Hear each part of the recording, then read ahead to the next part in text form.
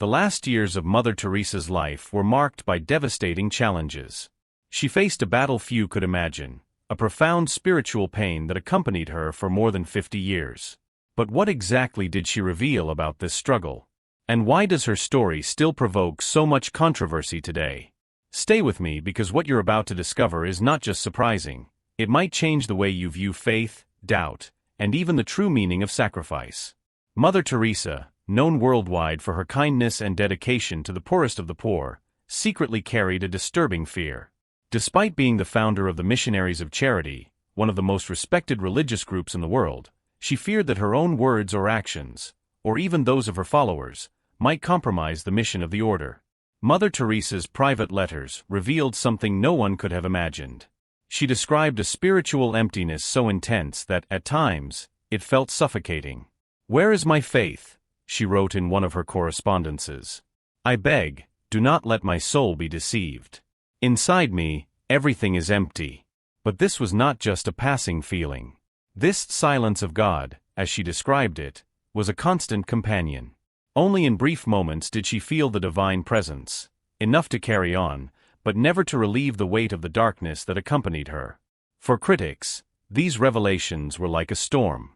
Christopher Hitchens, a known opponent of Mother Teresa, used these letters to attack her, calling her a hypocrite.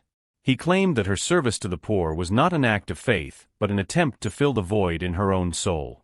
He went so far as to say that Mother Teresa did not truly believe in God. And for her admirers? The letters brought a mix of pain and perplexity. How could the woman who seemed so unshakable live with such anguish? Had she lost her faith? But here is something important. Mother Teresa never abandoned her mission. Despite everything, she continued to serve the poor, the sick, and the marginalized. What could explain such strength? Could it be a faith that transcends feelings and goes beyond our superficial understandings? To understand what Mother Teresa faced, we need to look at a profound spiritual concept, the dark night of the soul. This term, popularized by St. John of the Cross, describes a period of spiritual darkness and emptiness where the soul feels abandoned by God. Paradoxically, this darkness is not seen as a departure from God. In Christian tradition, it is a purification, a moment when faith is tested to its extreme, without the comfort of emotions or certainty. Mother Teresa, by all indications, recognized this experience. She knew that this absence of God did not mean rejection, but an invitation to an even greater sacrifice. For years before her death, she shared a surprising warning with her sisters. The devil tries to make us believe that Jesus does not love us. This warning seemed autobiographical. Mother Teresa faced this battle daily, but she never let it paralyze her. And here is something truly remarkable. Mother Teresa did not see her darkness as an obstacle, but as a way to share in Christ's passion. In 1962 she wrote, "If I ever become a saint, I will surely be one of darkness. I will continually be absent from heaven to light the way for those who live in darkness on earth." This statement is not only powerful but revolutionary. It reveals Mother Teresa's willingness to sacrifice even heavenly joy to help others. Think about it. How many people would be willing to give up everything, including spiritual peace, for the sake of others? This fear may explain why Mother Teresa rarely publicly shared the internal battles she faced. However, what many don't know is that, even while trying to avoid scandals, her spiritual life became the target of controversies, but this happened only years after her death. In 2007, a book titled Come Be My Light was published, revealing Mother Teresa's private correspondences. The contents of these letters shocked the world. On the pages was a painful truth. Mother Teresa, the woman many considered an example of unwavering faith, lived most of her life feeling a profound absence of God. Imagine this. Dedicating your entire life to the service of God and yet feeling as if you were distant, absent, as if your prayers were falling into a void. This feeling accompanied Mother Teresa for 50 years. How did she manage to continue her mission? And what does this mean for those who, like her, face moments of spiritual darkness? For her critics, this seemed to confirm something they had long alleged, that she was a fraud. Christopher Hitchens, one of her fiercest detractors, called her a confused old woman who deep down did not believe in God. He argued that her apparent sanctity was merely a mechanism of self-preservation, a desperate attempt to find meaning in her own pain. But Hitchens did not stop there. He accused Mother Teresa of promoting human suffering. According to him, by valuing sacrifice and pain, she perpetuated misery rather than seeking real solutions to poverty. To him, her missions were less like hospitals and more like places of resignation, where suffering was accepted as part of a divine plan rather than being fought against. Other critics echoed these ideas, questioning her medical practices and the funding of her work. They pointed to reports of precarious facilities and alleged that, despite receiving millions in donations, Mother Teresa did not invest in modern infrastructure to alleviate the suffering of the poor. To them, the emphasis on suffering in her theology was a sign of cruelty, not compassion. But here is the crucial point. Mother Teresa never tried to justify her actions or silence her critics. She knew her life was not about reputation but about mission. And her mission was deeply rooted in the belief that by caring for the most needy, she was caring for Christ. Think about this.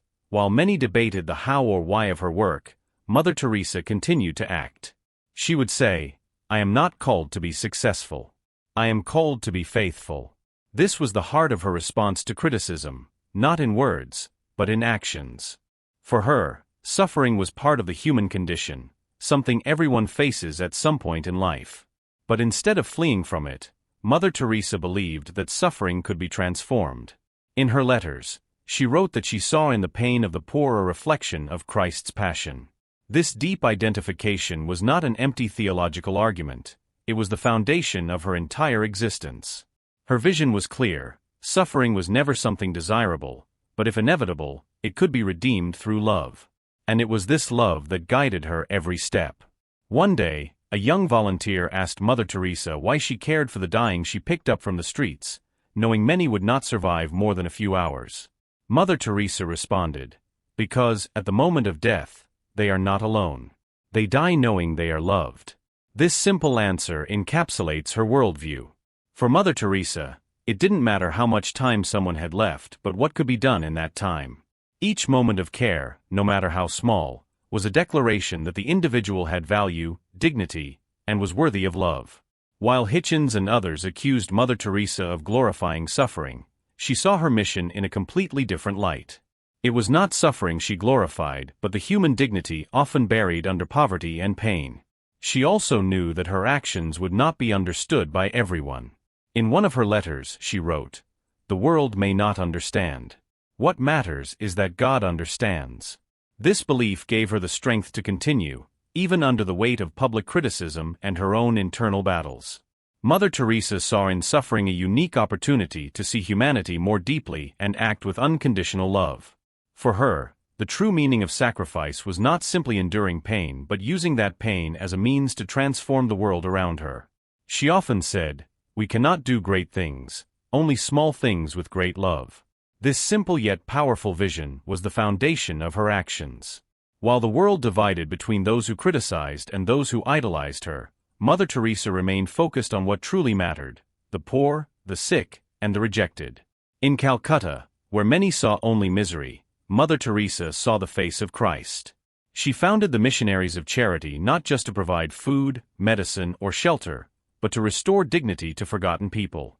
Every act, from washing wounds to offering a smile, was for her a direct reflection of divine love. That love extended far beyond the streets of Calcutta. Under her leadership, the Missionaries of Charity spread worldwide, with over 600 homes in more than 120 countries. They cared for lepers, orphans, HIV/AIDS patients, and even prisoners forgotten by society. But even with this expansion, Mother Teresa never lost her essence. She herself, with her wrinkled hands and serene demeanor, continued to care for each person as if they were unique. She would say, "If I look at the masses, I will do nothing. But if I look at one person, I will do everything."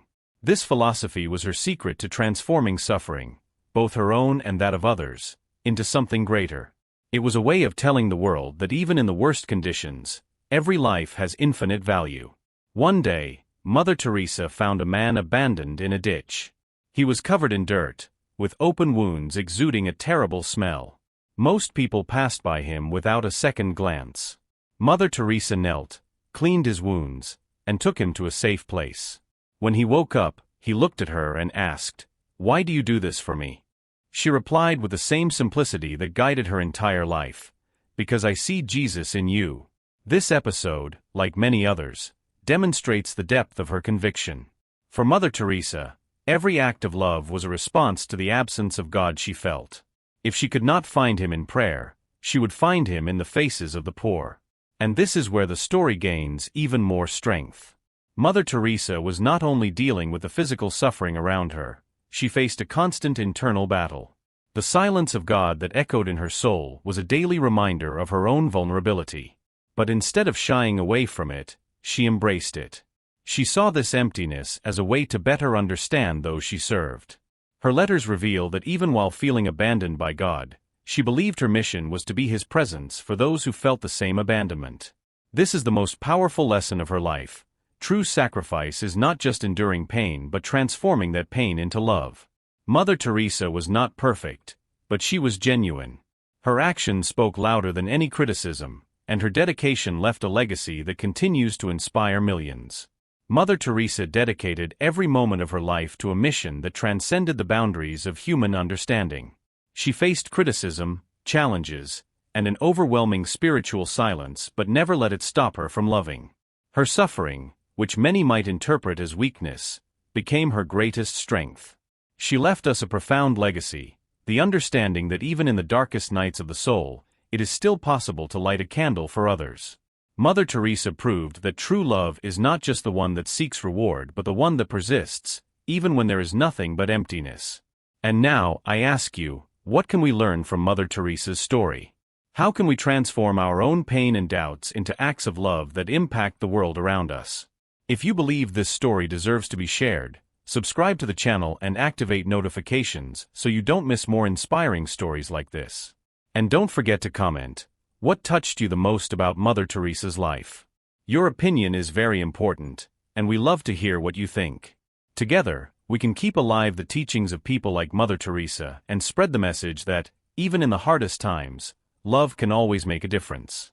So don't waste time, like this video, share it with those you think need to hear this message, and of course, subscribe to the channel. Let's keep sharing stories that touch, inspire, and transform lives.